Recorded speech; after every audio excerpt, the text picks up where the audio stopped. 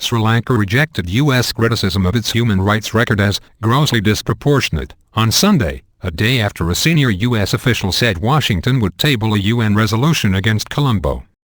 Assistant Secretary of State Nisha Biswal expressed frustration on Saturday over Sri Lanka's failure to punish military personnel responsible for atrocities in a civil war that the government won in 2009 against separatist Tamil rebels.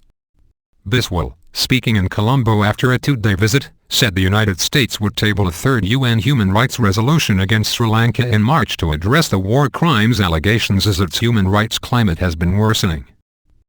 The U.S. claims are unsubstantiated.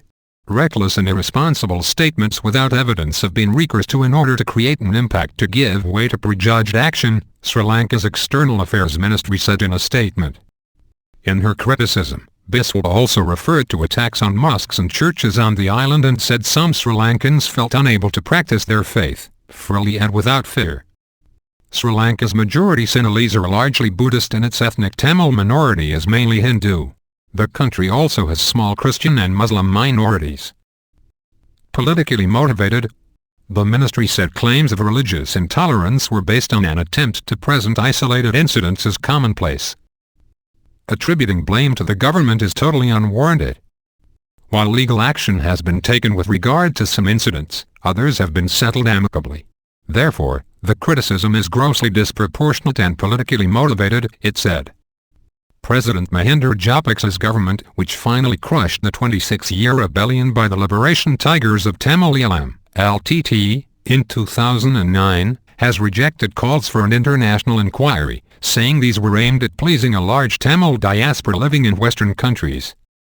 Senior U.S. officials declined to say what would be in the planned UN resolution, but U.S. Embassy officials said it may repeat the call for an international investigation in Sri Lanka. The External Affairs Ministry said that, as a sovereign democratic state, Sri Lanka does not wish to be dictated to by others in the international community. A top Sri Lankan official said in Washington last week that an international inquiry into war crimes would bring chaos, and insisted that the government's national reconciliation process must be given several more years to work. British Prime Minister David Cameron has said he would push for an international inquiry into war crimes allegations if Sri Lanka does not conduct its own probe by March. A UN panel has said around 40,000 mainly Tamil civilians died in the final few months of the war.